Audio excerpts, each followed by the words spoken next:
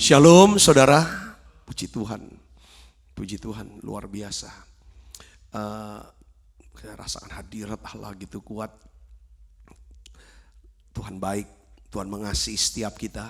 Nah, judul khotbah saya saat ini, hari ini adalah good and faithful servant, saudaraku. Dan inilah yang memang tadi kita doakan, dan ini yang memang kita harapkan bahwa kelak pada waktu kita tutup mata, saudara, di dunia ini, lalu kita buka mata di sorga, maka kita akan melihat Tuhan, dan Tuhan akan berbicara kepada kita. Saudara, kita akan baca sama-sama ini yang kita rindu untuk perkataannya. Matius 25 ayat 21 saja, saudara. Nanti di rumah selesai daripada acara menara doa, saya meminta saudara untuk membaca dari Matius 25, bukan cuma 21 saja, tapi dari ayat 14 sampai ayat 30 tentang perumpamaan, tentang talenta, saudara. Mari kita baca sama-sama ayatnya. Matius 25 ayat 21. 1, 2, 3. Maka kata tuannya itu kepadanya, baik sekali perbuatanmu itu, hai hambaku yang baik dan setia. Engkau telah setia dalam perkara kecil, aku akan memberikan kepadamu tanggung jawab dalam perkara yang besar. Masuklah dan turutlah dalam kebahagiaan Tuanmu. Saudaraku yang kasih Kristus, ini satu perkataan yang luar biasa, yang juga menjadi satu sukacita kita nantinya. Nah, saya catat saudara bahwa kata setia ini bahasa Inggrisnya faithful, kata setia ini hambaku yang baik dan setia, good and faithful servant. Nah, tetapi dalam bahasa Yunani-nya saudara, saya cek itu namanya pistos. Coba saudara katakan pistos. 1, 2, 3. Pistos, Kalau pistis itu adalah iman. Kalau pistos itu adalah iman atau faith. Kalau pistos itu adalah setia, faithful, yang artinya di sini katakan dapat dipercaya untuk melaksanakan dan menyelesaikan tugas sampai tuntas. Nah, hari ini pembahasannya adalah gini, sesuai dengan doa kita saudaraku. Ke depan memang temanya apa? Di dalam doa-doa sebelumnya kita akan doakan dulu. Baru kita dengar pengajaran firman-Nya saudaraku. Karena pengajaran firman yang tidak didoakan cuma sampai kadang-kadang bisa masuk kuping kanan, keluar kuping kanan. Kalau pengajaran ini bisa didoakan, apalagi dicatat dengan baik, saudara dibaca ulang, lalu didoakan, bukan cuma masuk kuping kanan, tapi bisa diolah, masuk dalam pikiran, jadi pengharapan. Lalu saudaraku, Roh Kudus akan bekerja, masuk dalam hati, jadi apa? Jadi rema, jadi iman nantinya. Itu yang membuat hidup kita jadi punya roh yang apa? Yang kuat, strong in spirit. Ini kita bahas hari Minggu kemarin saudaraku, kita punya roh yang kuat, saudara, roh yang menyala-nyala, roh yang sehat, saudaraku Yesus Kristus. Nah, hari ini kita bahasnya adalah mengapa kita harus menjadi hamba yang baik dan setia di hadapan Tuhan. Hamba yang baik dan setia di hadapan Tuhan. Ini penting. Kita apapun, kita jadi hamba. Saudara, saya coba tanemin di pikirannya bahwa saya ini adalah hamba yang baik dan setia. 1, 2, 3. Saya adalah hamba yang baik dan setia. Baik itu apa sih? Enggak merusak, enggak menghancurkan, enggak melukai. Baik cenderung ada saudaraku, itu bisa sakit diobatin, luka dipulih, kurang ditambah. Saudaraku yang itu baik, ada kata baik, itu Tuhan tuh baik. Saudaraku, dia selalu mencegah kita, saudara, menuju jalan-jalan kehancuran karena dia baik. Saudara, kalau kita baik, kita tidak ingin orang hancur. Saudaraku, nah setia, ini kita akan lihat lagi setia itu apa. Saudaraku, dapat dipercaya. Dapat dipercaya karena apa saudara? 2, jujur dan juga mampu. Nah, sekarang mengapa kita harus menjadi hamba yang baik dan setia? Jadi gini, orang yang baik dan setia, itu Alkitab katakan begini, orang ini akan dipercaya Tuhan, saudara, mengelola lebih banyak harta milik kepunyaan Tuhan. Katakan amin saudara, makin dipercaya. Jadi kan ya, hamba yang baik, jangan masuk dengan kamu setiap hari, aku akan berikan perkara yang lebih besar. Jadi dipercaya lebih besar. Nah, di dalam Amsal 28 ayat 20, saudaraku, coba kita lihat di sini ayatnya. Ini ayat kesukaan saya. Tema tahun 2021 adalah tahun apa? Integritas. Integritas itu adalah dapat dipercaya sebenarnya karena satu, pikirannya, omongannya, hatinya, kelakuannya, itu satu. Kalau kita jadi satu semuanya, ini bisa dipercaya. Yang paling penting adalah kita harus bisa dipercaya oleh siapa? Oleh Tuhan dulu. Nanti Tuhan akan tugaskan orang-orang mempercayai kita. Nah itu saudara, kalau kita tolok ukurnya bukan Tuhan tapi orang, mau dipercaya sama orang. Orang tuh bisa berubah-berubah, hari ini baik, besok bisa jadi lebih baik, besok bisa jadi nggak baik, nggak berubah. Kalau Tuhan itu stabil, makanya hanya dekat Allah saja aku tenang. Kenapa? Dia nggak mudi. Manusia bisa mudi itu orang saudara. Ya kadang-kadang cuacanya ganti-ganti, suasana hatinya. Kita baca yuk, Amsal 28 ayat 20, 1, 2, 3. Orang yang dapat dipercaya, apa saudara? Mendapat banyak berkat. Tetapi orang yang ingin cepat menjadi kaya, cepat jadi sukses, ya, bukan enggak boleh kaya, enggak boleh sukses. Tapi kalau mau cepat saudara, tidak akan luput dari apa? Hukuman. Nah, kenapa kita harus jadi hamba yang baik dan setia? Ya karena kita ingin dipercaya Tuhan lebih banyak lagi, lebih besar lagi. Katakan amin saudaraku, ya kan? Nah, setiap orang, setiap perusahaan, setiap organisasi, setiap lembaga pelayanan, setiap gereja, saudara cari pembantu rumah tangga pun, cari supir pun, jangankan cari kasir, pasti kita butuh orang-orang yang dapat dipercaya. Saudara, ini penting, saudara. Nah, kalau kita ingin dan selalu mencari orang yang dapat dipercaya, kita juga cari sahabat. Saudara cari sahabat yang apa? Dapat dipercaya. Mau cari karyawan, partner bisnis, ya kan? Cari bawahan, siapapun, selalu kita mau cari yang bisa dipercaya. Bahkan cari pemimpin pun, cari bos pun, bos yang bisa dapat dipercaya. Nah makanya memang tidak salah. Dan itu tepat sekali. Memang, ya kan, bahwa orang yang dapat dipercaya mendapat banyak berkat. Kalau dulu bilang, Pak, kalau mau jujur mana bisa untung, Pak. Kalau nggak bohong mana bisa dagang bisa untung. Nah sekarang mah kalau dagang nipu, dagang bohong, justru nggak laku. Justru sekarang ini harus jujur. Saudaraku, orang tahu benar timbangannya, benar nih harganya, saudara, dan lain sebagainya, kualitasnya benar. Semuanya harus, kalau saudara bisa dipercaya, saudara dan saya akan dapat banyak berkat. Nah, mengapa orang yang dapat dipercaya kok bisa dapat berkat? Banyak dapat berkat. Ini firman Tuhan nih, katakan nih. Saya kupas lagi pelan-pelan supaya saudara dapatin pengertiannya. Matius 25, masih Matius 25 ayat 29. Kita akan baca sama-sama sini. 1, 2, 3. Karena setiap orang yang mempunyai, kepadanya akan diberi, sehingga ia berkelimpahan. Tetapi siapa yang tidak mempunyai, apapun juga yang ada padanya akan diambil daripadanya. Jadi saudara, orang yang dapat dipercaya ini, maksudnya adalah dari sini orang yang dapat melipat gandakan talenta. melipat gandakan milik kepunyaan Tuhan. Berupa apa?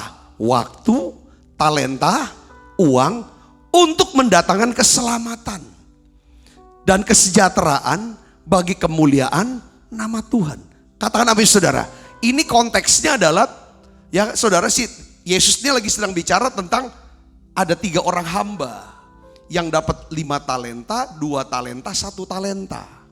Saudaraku, nah yang 5 talenta ini dia kelola, dia bisa lipat gandakan jadi berapa? 10. Yang 2 dia lipat gandakan menjadi berapa?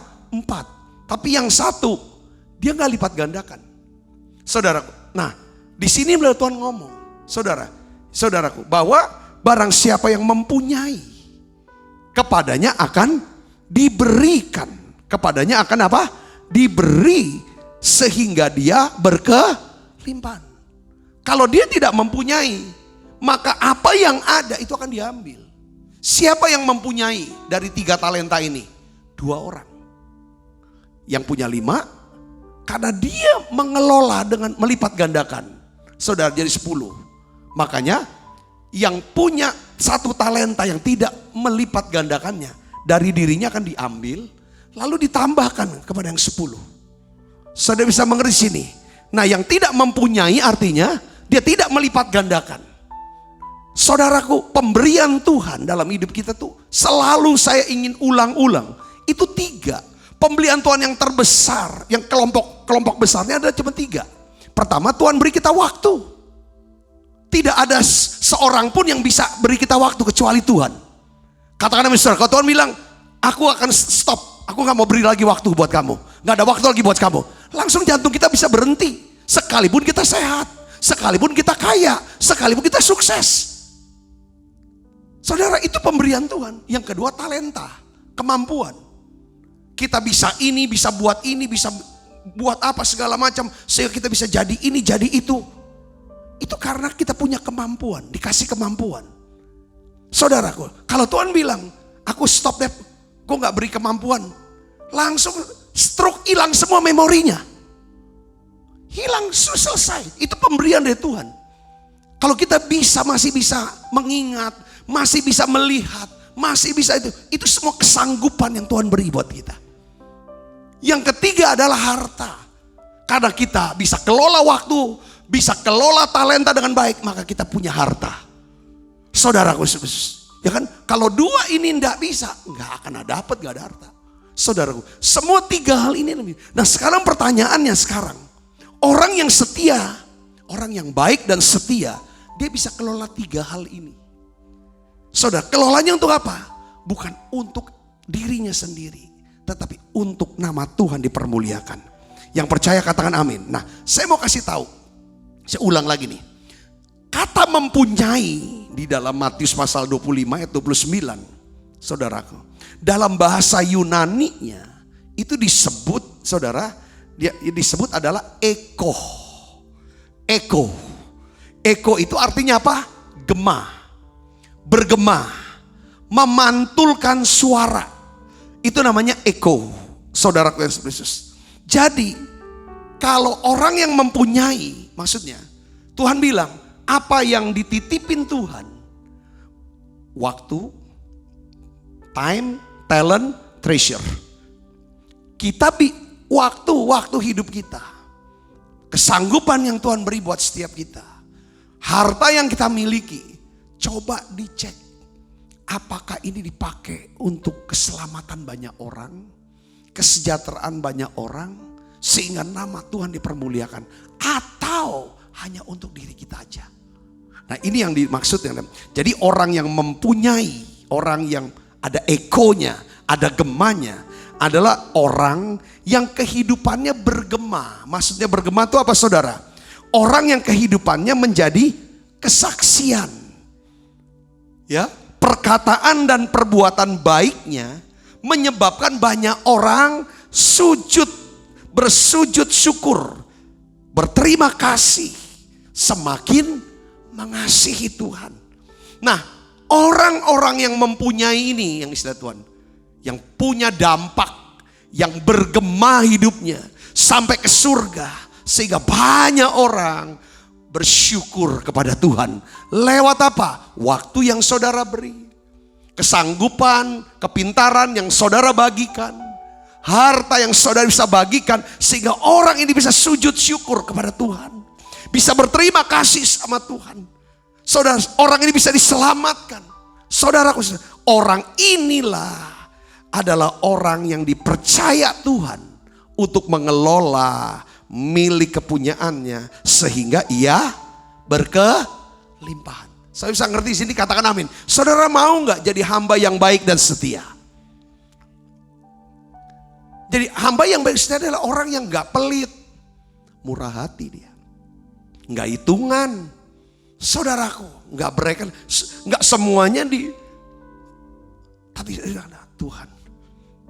Tuhan. Apakah saudara mau menjadi orang yang bisa dipercaya oleh Tuhan? Apakah saudara telah berlaku baik dan setia dalam mengelola milik kepunyaan Tuhan berupa waktu, talenta, uang? Nah, saya tiba-tiba teringat satu ayat, saudara. Ya, Yohanes 21 ayat 17. Mari kita baca sama-sama. Di sini dikatakan, ya, kata Yesus kepadanya untuk ketiga kalinya. Saya pakai satu ayat ini aja, karena sama, sampai ketiga kali.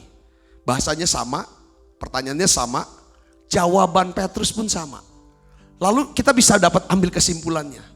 Tentang apa, saudara? Pentingnya menjadi orang yang baik dan setia.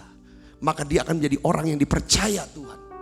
Nah, orang yang dipercaya Tuhan adalah bukan cuma orang yang percaya sama Tuhan, tapi dia syarat yang utamanya adalah apa? Dia harus mengasihi Tuhan. Saudara, saya tidak akan bisa menjadi hamba yang baik dan setia sampai kita bisa jawab pertanyaan Tuhan Yesus seperti Petrus menjawab. Kita baca sama-sama yuk. 1, 2, 3. Kata Yesus kepadanya untuk ketiga kalinya, Simon anak Yohanes, apakah engkau mengasihi aku? Coba saudara, kita lihat diri kita. Apa saya mengasihi Tuhan? Maka sedih hati Petrus karena Yesus berkata untuk ketiga kalinya, apakah engkau mengasihi aku? Saudaraku yang Kristus, ini kunci untuk bisa menjadi hamba yang baik dan setia. Pertanyaan Yesus ini yang harus kita bisa jawab. Apakah kamu mengasihi aku lebih daripada semua ini? Kalau kita nggak bisa mengasihi Yesus lebih dari semua ini, semuanya itu apa? Mungkin itu adalah perahunya, jaringnya, danaunya, keluarganya. Tuhan mau tanya, apakah kau mengasihi aku lebih daripada yang lain? Dan ia berkata kepadanya, ya Tuhan, engkau tahu segala sesuatu. Engkau tahu bahwa aku mengasihi engkau. Kata Yesus kepadanya apa? Gembalakanlah domba-dombaku. Ini Petrus, orang yang dipercaya Tuhan. Untuk apa? Gembalakan domba-domba. Feed my lamb. Feed my lamb. Memberi makan. Ya, dalam bahasa Inggris memberi makan domba-dombanya. Kasih makanan. Saudaraku yang Kristus, hal terpenting dalam hidup ini adalah kita bisa jadi orang yang dipercaya oleh Tuhan. Kita bisa dipercaya oleh Tuhan. Kalau kita dipercaya oleh Tuhan, kita pasti mendapat banyak berkat. Katakan amin, saudaraku. Berkat rohani, saudara, berkat jasmani, berkat hubungan sosial, saudara, dan berkat keuangan. Nah, kita akan dipercaya oleh Tuhan karena kita mengasihi Tuhan dan kita mempercayai Tuhan dengan apa? Sepenuh hati. Katakan amin, saudaraku. Jadi yang dipercaya Tuhan yang tertinggi itu adalah apa? Jiwa-jiwa. Kalau saudara bisa dipercaya Tuhan untuk gembalakan jiwa-jiwa, yang mana Pak? Keluarga.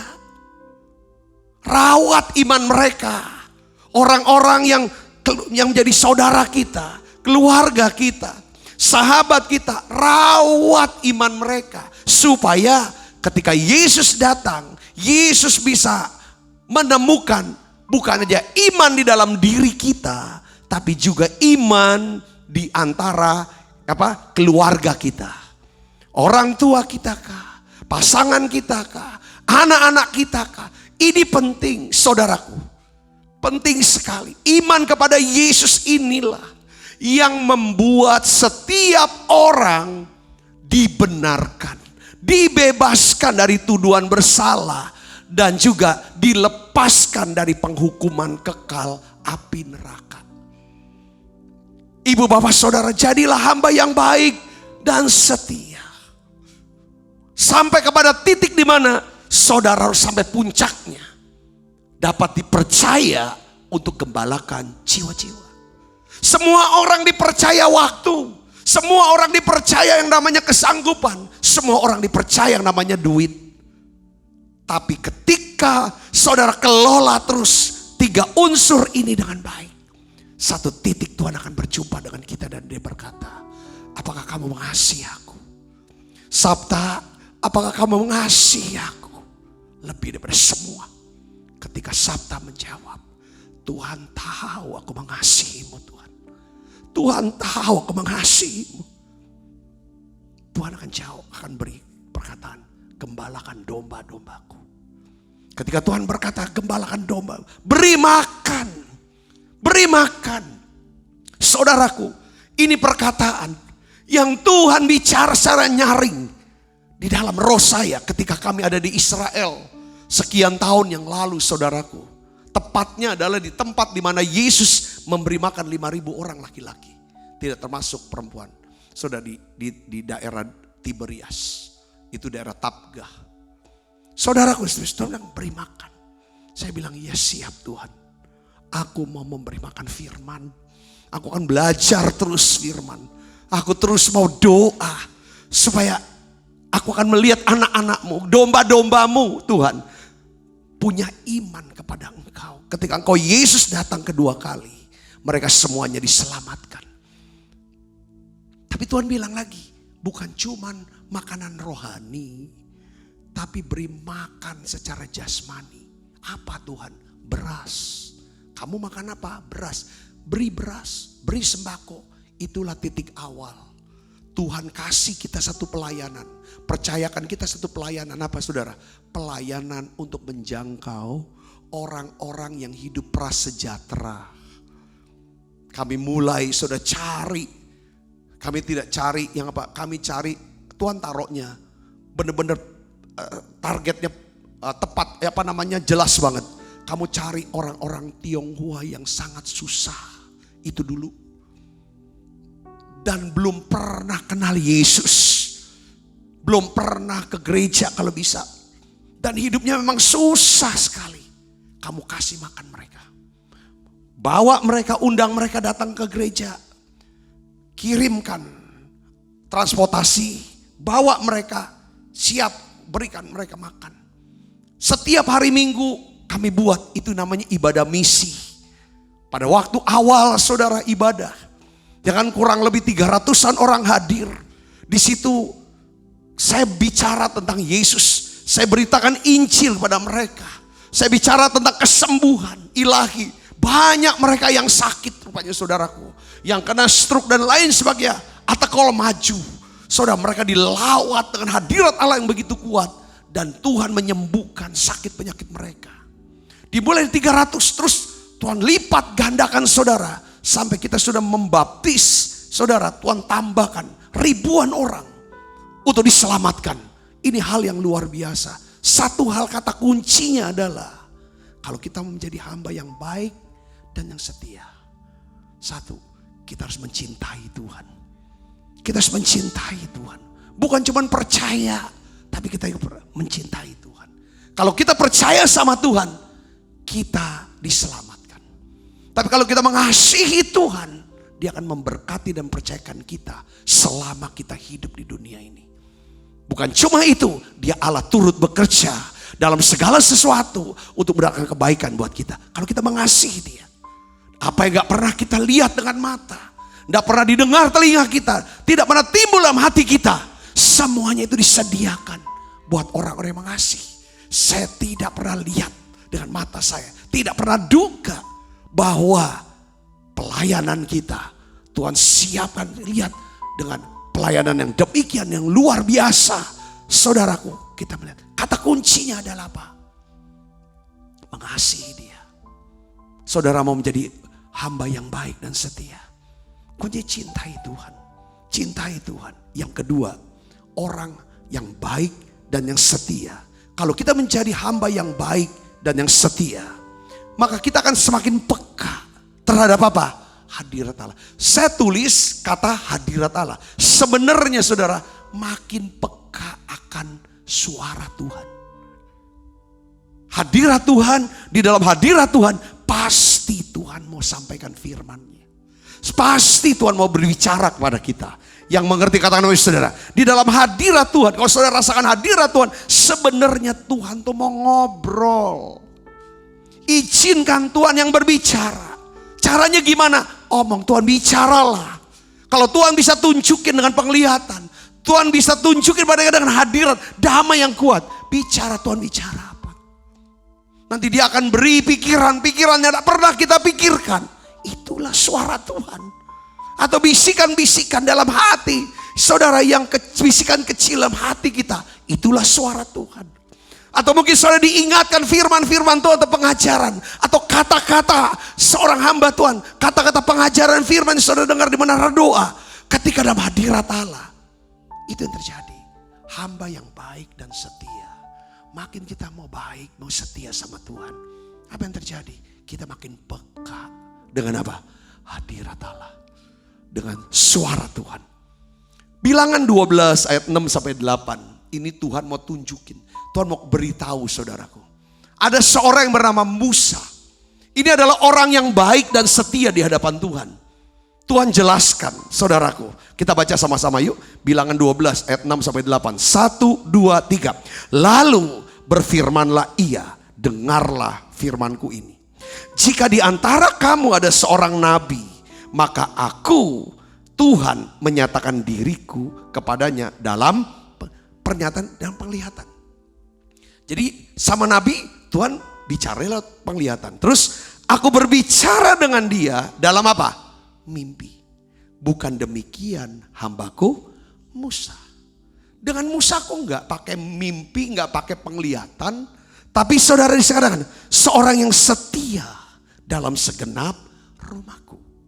Berhadapan-hadapan aku berbicara dengan dia, terus terang, bukan dengan teka-teki, dan ia memandang rupa Tuhan. Mengapakah kamu tidak takut mengatai hambaku Musa?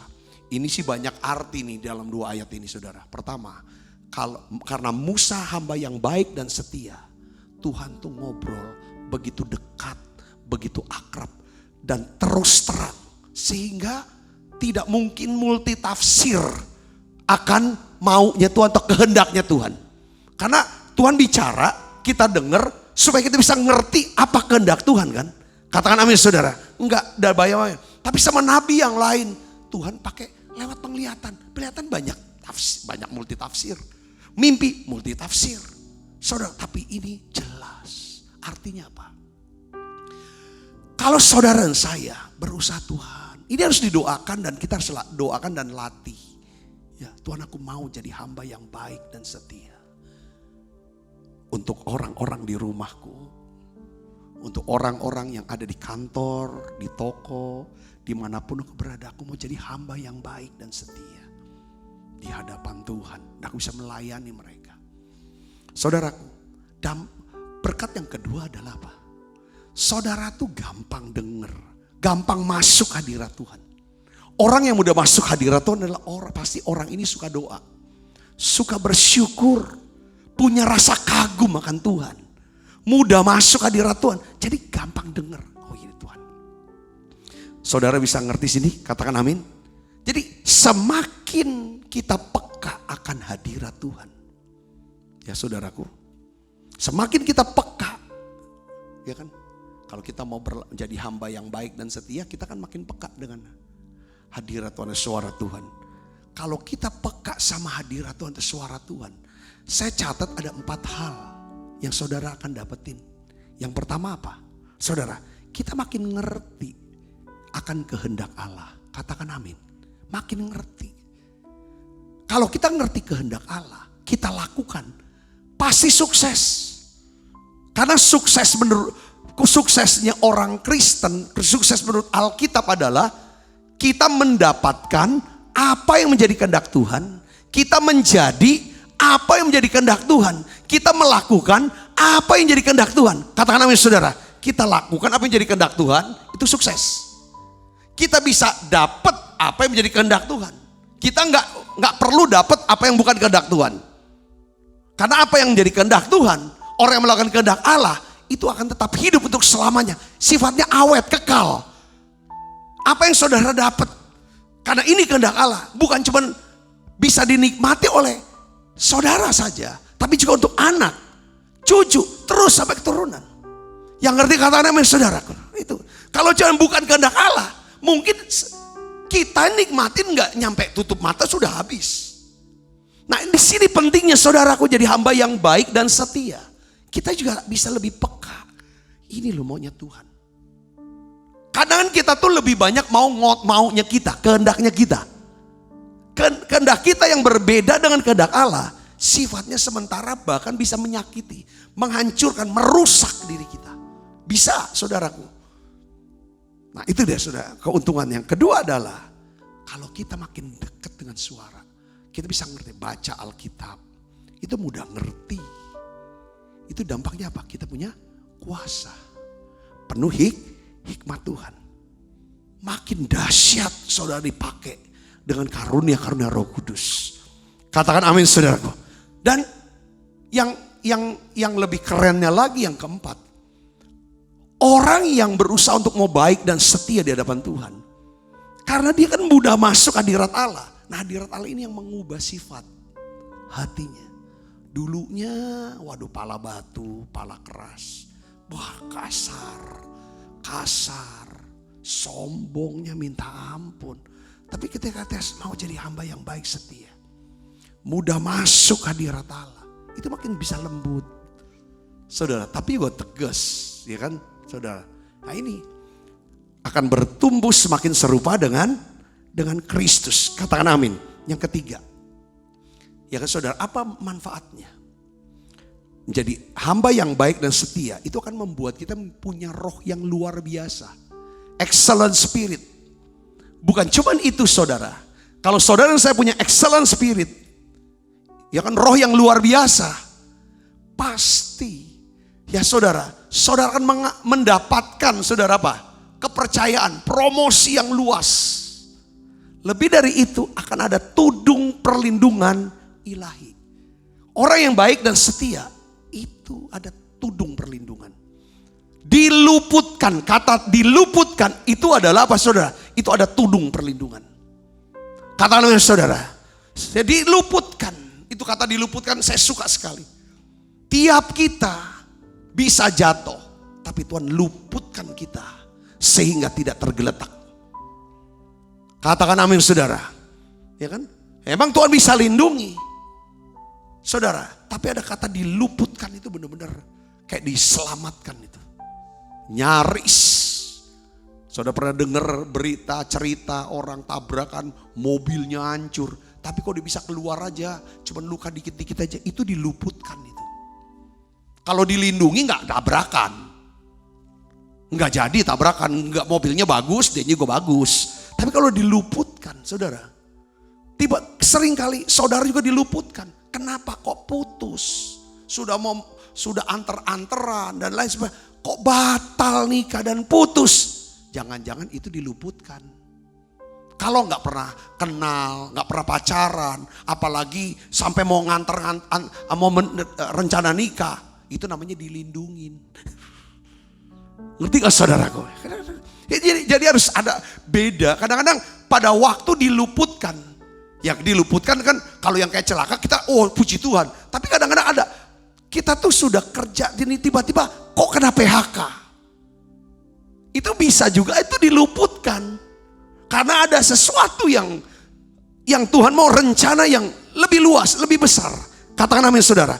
Nah ini hanya diberikan kepada hamba yang orang-orang yang punya kerinduan, punya doa, punya pengharapan. Mau jadi hamba yang baik dan setia. Katakan amin. Nah saya kasih contoh seorang yang bernama Daniel. Coba lihat di sini Daniel. Daniel pasal 6 ayat 4 dan 5. Kita baca sama-sama. 1, 2, 3. Maka Daniel ini melebihi para pejabat tinggi dan para wakil raja. Kenapa dia bisa melebihi? Karena ia mempunyai roh yang luar biasa. Kok bisa punya roh yang luar biasa? Nah, dampak daripada dia mempunyai roh yang luar biasa adalah apa?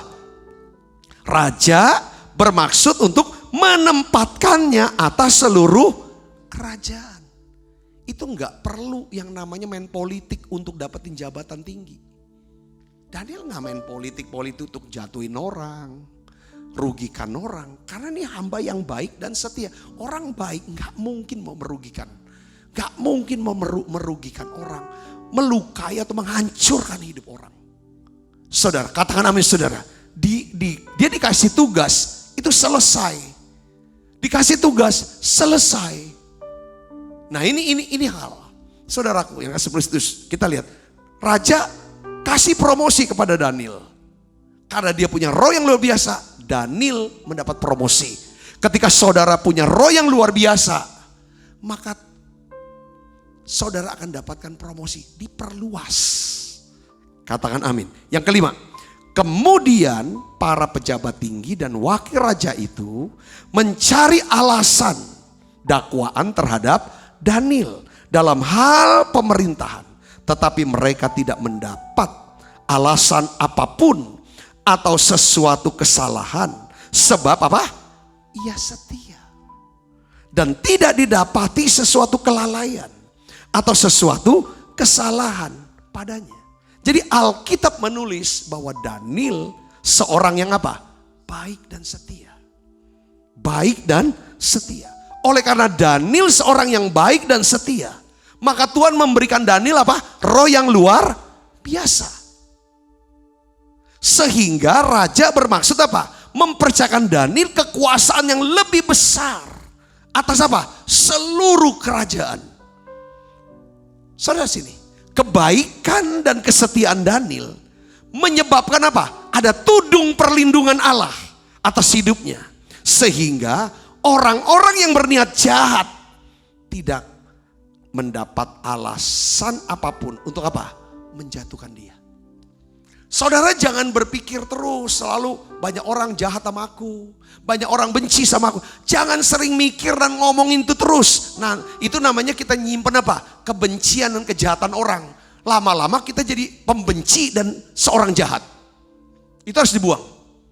Katakan amin saudara. Karena zona nyamannya iblis itu adalah kebencian, kejahatan, kebohongan, ketakutan, kekhawatiran, stres, kebencian, kemarahan. Itu zona nyamannya iblis.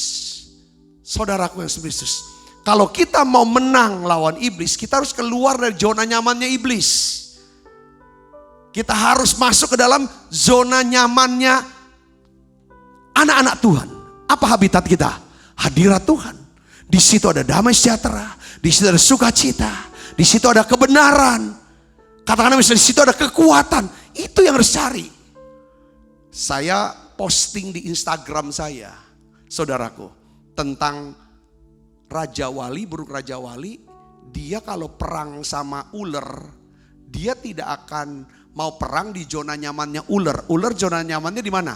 Di tanah dan di air. Gak mungkin dia mau perang. Dia akan bawa ke zona nyamannya dia. Saudaraku, karena ular kalau dibawa naik ke atas sama burung Raja Wali, lalu dia lempar. Kalau bisa sampai jatuh diambil lagi, dilempar. Itu ular kalau di udara, dia tuh tidak berdaya, dia tuh lemah, gak berkutik. Iblis pun kalau di dalam hadirat Allah, kalau hidup saudara, hati saudara penuh dengan sukacita, penuh dengan damai sejahtera, saya yakin damai sejahtera Allah ini akan membuat iblis tetap berada di mana? Di bawah kaki saudara. Seperti ular selalu berada di bawah kaki siapa? Burung Raja Wali. Katakan amin saudara, bawa terbang. Katakan amin. Nah, Daniel saudara yang kasih Yesus, dia orang-orang jahat sama dia. Mau cari kesalahan, enggak dapet tuh. Perlindungan kita adalah apa saudaraku? Ketika kita ada dan terus berdoa minta Tuhan, jadikan aku hamba yang baik dan setia di hadapan Tuhan. Kebaikan kita sudah itu yang akan melindungi kita. Katakan, orang boleh ngatain saudara, orang bisa fitnah saudara dan lain sebagainya. Kalau saudara tetap jaga doa, aku mau jadi hamba yang baik dan suka berbuat baik.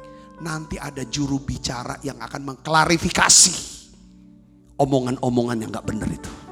Katakan amin saudara, kita pasti ada banyak pembela buat saudara. Katakan amin. Saudara mau menjadi hamba Tuhan yang baik dan setia. Tadi kita baca saudara, tadi kita doakan. Saya doa, kita belajar ya dari COVID, masa COVID-19 ini. PDF-nya ada gak? Saya minta coba dicatat ini. Ini yang tadi kita doain. Benar gak saudara kata-kata ini? Selama 1 tahun ini berita kematian itu sering banget kita dengar. Betul gak saudaraku? Makanya kita bilang dari masa pandemi ini kita belajar.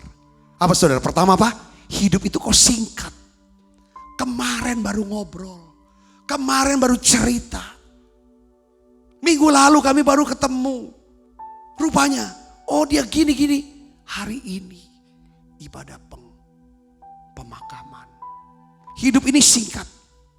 Ini menyadarkan kita loh saudaraku. Yang kedua, saudara sini, karir, bisnis, jabatan sementara sifatnya rupanya. PHK di mana-mana, diganti, semua tutup. Kita lihat sini. Yang ketiga apa? Kesehatan jadi barang atau harta yang sangat berharga. Yang terakhir apa? Ini kata kuncinya. Karena 1, 2, 3 itu perlu apa? Tuhan. Kita butuh Tuhan. Biarlah saudara dan saya terus jaga-jaga. Kenapa kok Tuhan suruh kita buat menara doa setiap hari? Doa muji nyembah. Tutupnya dengan apa? Perjamuan kudus. Kita makan perjamuan kudus. Untuk apa kita makan tubuh dan darah Yesus? Yang kita butuh adalah Tuhan. Kami butuh. Pertama, Tuhan percayakan kami lebih. Waktu kami, kesanggupan kami dipercaya lebih besar lagi. Keuangan kami, ayo Tuhan perbesar lagi. Katakan amin saudara. Terus kita bertumbuh, makin cinta Tuhan. Percayakan kami untuk gembalakan jiwa-jiwa Tuhan. Amin. Tuhan kami juga mau. Ya kan? Supaya apa saudaraku Yesus Kristus? Mudah masuk hadirat Allah. Seumur hidup kita. Jangan sampai ada kesempatan iblis mencuri penyembahan kita sama Tuhan. Jangan sampai saudara tidak bisa nyembah. Tidak bisa masuk hadirat. Jangan. Karena ini penting. Kalau kita nyembah masuk hadirat, kita ngerti kehendak Tuhan itu apa. Maunya Tuhan itu apa. Solusi atas masalah kita ini apa. Kita akan hidup dalam kuasa, hikmat. Hati kita diubahkan. Katakan amin saudaraku. Ya itu. Dan kita akan memiliki roh yang luar biasa. Saya percaya orang akan lihat ini, orang punya roh yang luar biasa.